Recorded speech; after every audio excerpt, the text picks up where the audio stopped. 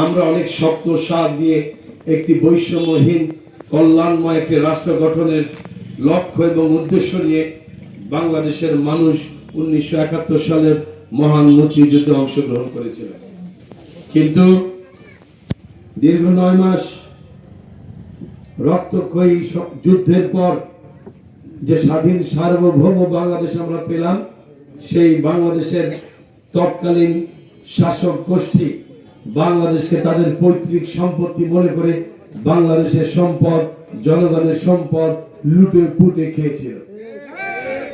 আমরা দেখেছি 1972 থেকে 75 সাল পর্যন্ত যারা নিজেদেরকে স্বাধীনতার সোল এজেন্ট বলে দাবি করে, যে দল বাংলাদেশের একক নেতৃত্বকারী দল হিসেবে নিজেদেরকে দাবি করে, সেই দল এবং সেই দলের নেতা শেখ মুজিব 1972 থেকে 1975 সাল পর্যন্ত বিরোধী মতের প্রায় 30,000 নেতা কর্মীকে হত্যা করেছিল। বাংলাদেশে মাত্র 4টি পত্রিকা রেখে সকল পত্রিকা বন্ধ করে দিয়েছিল। বাক স্বাধীনতা হরণ করেছিল। বিরোধী মতের সমস্ত নেতা কর্মীকে গ্রেফতার করেছিল। বিরোধী দলগুলিকে নিষিদ্ধ ঘোষণা করেছিল। বিশেষ করে বাংলাদেশ ইসলামের কথা যারা বলতো, প্রত্যেকটি ইসলামী দলকে শেখ মুজিব নিষিদ্ধ ঘোষণা করেছিল। বিগত 53 বছরে আমরা বাংলাদেশে অনেক রাজনৈতিক দল দেখেছি, অনেক দলের অনেক নেতা দেখেছি, দিনের পর দিন, বছরের পর বছর তাদের শোষণ দেখেছি, অনেক নীতি কথা শুনেছি, কিন্তু বাংলাদেশের ভাগ্যের কোনো উন্নয়ন হয়নি। বাংলার জনগণের ভাগ্যের কোনো উন্নয়ন হয়নি।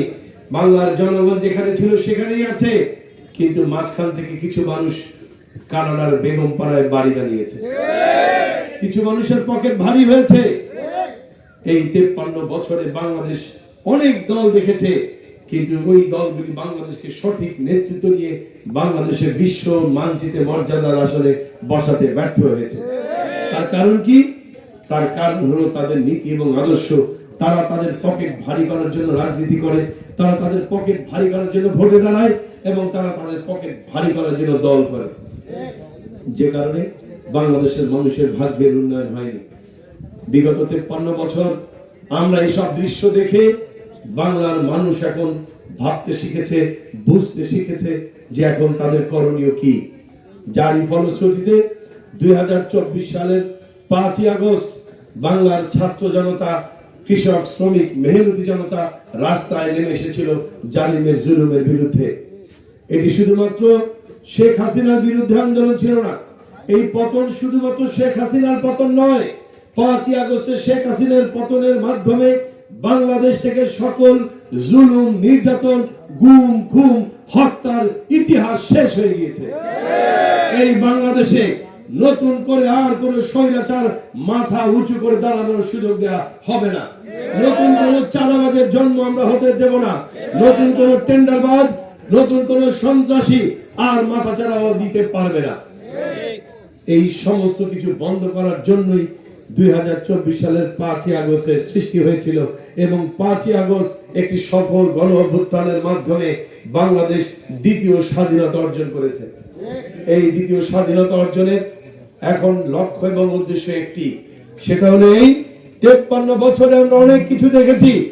আমরা এখন সৎ ও যোগ্য লোকের নেতৃত্ব দেখতে চাই। সৎ ও যোগ্য লোকের নেতৃত্বে বাংলাদেশকে একটি বৈষম্যহীন রাষ্ট্র হিসেবে আমরা গড়ে তুলতে চাই। আমরা সংসদে এমন কিছু লোক পাঠাতে চাই যারা রাষ্ট্রের সম্পদকে, জনগণের সম্পদকে তাদের আমানত মনে করে, যারা রাষ্ট্র এবং জনগণের সম্পদকে শুকরের মাংস খাওয়ার মতো হারাম মনে করে, যারা রাষ্ট্র এবং জনগণের সম্পদকে জাহান্নামের আগুন খাওয়ার মতো মনে করে। আমরা এমন কিছু লোককে সংসদে পাঠিয়ে বাংলাদেশকে একটি সত্যিকারের সোনার বাংলাদেশ হিসেবে গড়ে তুলতে চাই।